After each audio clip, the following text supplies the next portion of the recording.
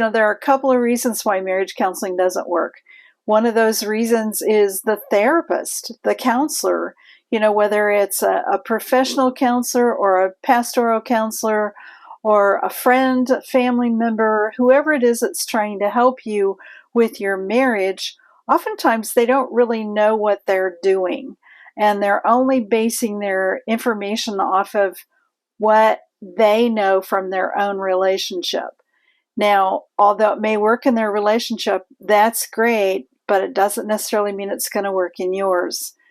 Hello, I'm Dr. Debi, and I've been helping men, women, and couples grow together for more than 25 years. Now it's your turn to learn what I learned and taught as a couples counselor and university professor. You are the wise woman, and this is your personal development podcast packed with instant encouragement and practical tips. And men can learn about women too, because this is a safe place where women are valued and men are respected. We talk about biology, socialization, behavior, emotions, communication, and connection, because men and women are different. Always have been, always will be, and that's a very good thing. Sometimes couples will go to the same counselor for years. I saw a couple who had been seeing another counselor for 5 years, and it made no progress. And that counselor very happily referred the couple to me, knowing that couples are my specialty.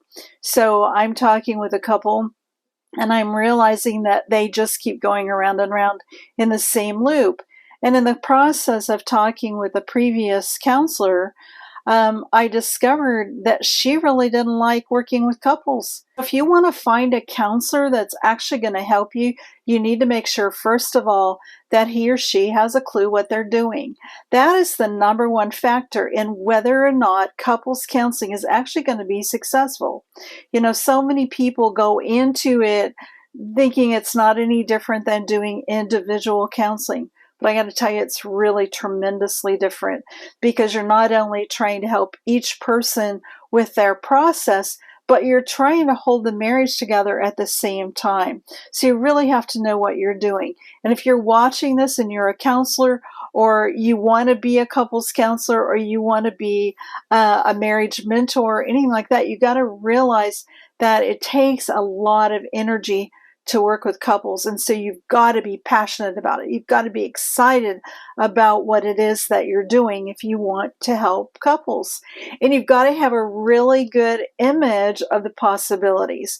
So if you feel desperate about relationships, you feel desperate maybe even in your own relationship, then this is not an area that you want to visit trying to help someone else. You'll do more harm than good. The other time that couples counseling really doesn't work is when the couple, one or both of the people in the relationship, cannot see or refuse to see their own role in the negative cycle. They get caught in the blame game. And it's all about, well, when you change, then I'll change this. I remember one particular couple that they were going through a workbook. We were doing it together, and they had to write down what they had contributed to the negative cycle. And I remember the woman wrote down the things that she had done, and she would follow every one of them up with a statement, but I wouldn't have done that if he wouldn't have been doing this. If he would just cut that out, I would be totally fine, because my life is beautiful. My life is wonderful. I have great relationships that I've had for a long time in my life, and I don't have a problem. He does. And I got to tell you, she could not see that her constant criticism of him was something negative she was proactively doing, that even when he wasn't misbehaving, so to speak, then she still was criticizing him about everything. It was just part of the pattern that she had established with him, was that she was there to correct him constantly. Anything from, how he bought groceries to whether or not he sat on the sofa in a way that didn't mess up her pillows. I mean, really, how can you not see that as a negative behavior? and expect that your spouse is not going to be wounded by that and react to it. It was very mind-boggling. Anyway, I worked with him for about a year and a half. I don't quit on people when I feel like that there's hope in their relationship, but it was very, very frustrating. I even tried working with them individually to help him build up his strength so that he could tell her what he needed from her and let her know how she was coming across. And I talked with her, and she would just get angry with me. It's like, I don't have a problem. I can't tell you how many times she said that. I don't have a problem. It's him. And I'm like, so if that's you, if you think your spouse is the one with the problem, then I'm not going to be the best person to help you, because I really do my best work when people come to me and they really want to be together in the relationship. They love one another and they're willing to look at themselves. We can't expect someone else to change when we're not willing to change ourselves. It's a tough place to be. I totally understand that. And managing two people that are misunderstanding one another is so challenging. It takes a lot of energy. So, kind of back to square one, or step one is that you've got to find a counselor that is optimistic about relationships and has lots of energy to step into that space with you and help you create the connection that you both long for. I noticed several years ago that couples very often were arguing about the fact that they didn't think the other person wanted them as much as they wanted that person. It's just like, it's crazy. I remember one couple, we kind of came to their bottom line question, and for him it was, do you want me? And for her it was, is it me that you want? Now that sounds really subtle, but it's a huge difference in the perspective and how you learn to talk with one another. A third thing that we really need to make sure of when we're working with couples, or when you're looking for somebody to help you with your marriage, is an understanding that men and women are different.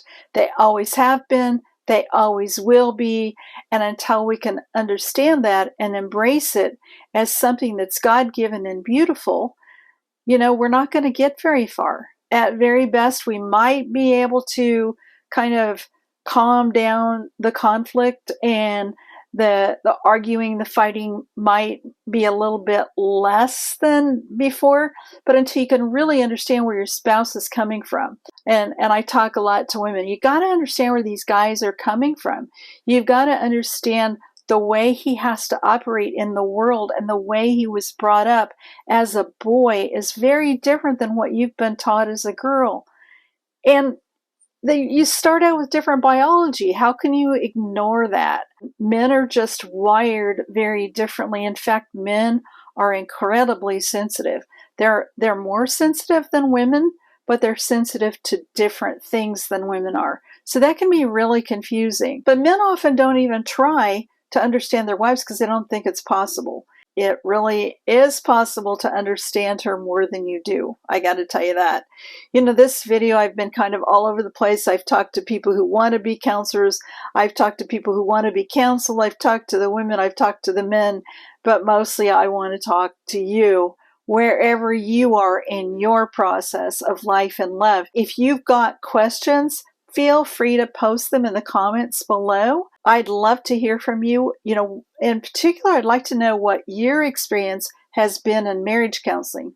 What were the strong parts about it, and what were those parts that weren't so helpful that you would like to see all counselors change in order to be more effective in working with couples? So that would be really great. I want to connect with you, and I want to hear about your experience in couples counseling. Thank you for listening to this episode of A Wise Woman's Guide to Men and Marriage.